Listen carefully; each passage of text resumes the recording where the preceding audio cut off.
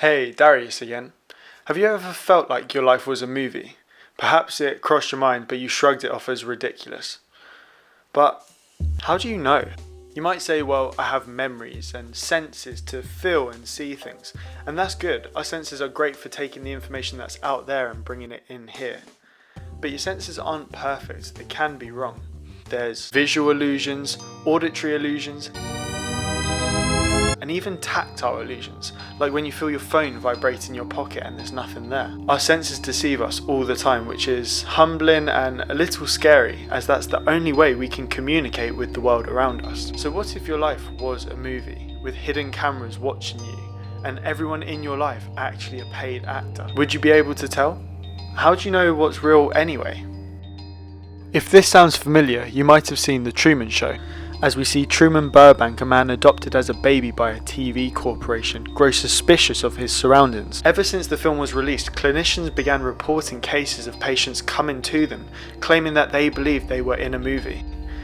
Now, this isn't an officially recognised diagnosis, but there is something close and maybe even scarier. The Capgras delusion often occurs when a patient has a head injury and awakes with all their knowledge and memories intact, but with this unshakable belief that everybody they know has been replaced with an imposter. They still know who mum, dad and their friend James is, but they believe they've been replaced with an actor, a fraud standing in for them. And with no clinically proven treatment, people are often stuck with this belief for the rest of their lives. So, how do you actually know you're in the real world?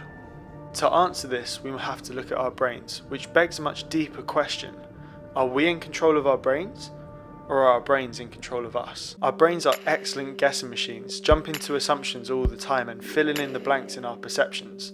Even the periphery of your vision is actually in black and white, but based on all the colours you see in your immediate field of vision, your brain actually fills in the rest and just makes it up. So if you can't trust your brain to interpret your senses correctly, and your senses are the only way you can interact with the world, can you or will we ever experience true reality? Or are we stuck in a world where we can only be approximately true? Can science or reason ever prove convincingly that your friends, your possessions, and even this YouTube video exist beyond the confines of your own mind?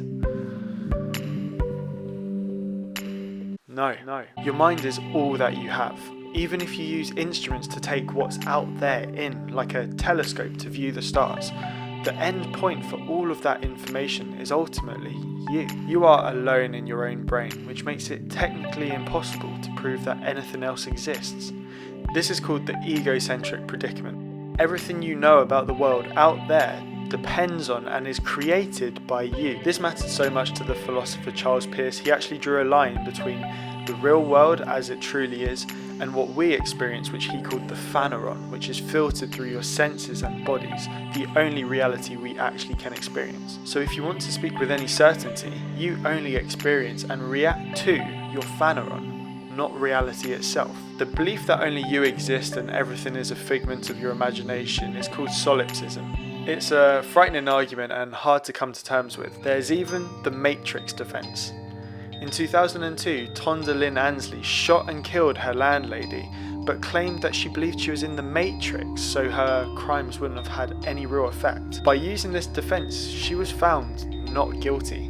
By reason of insanity, because the opposite view is just far healthier and easier to grasp. It's called realism, which states that the external world exists independently of whether you're in it or not. Coffee, TV, and even Ronnie Coleman still exist whether you're here or not, but you cannot know realism is true. You can only believe it. So whilst we can't prove that you are in the Truman Show, it's a lot healthier and easier to just not think about it.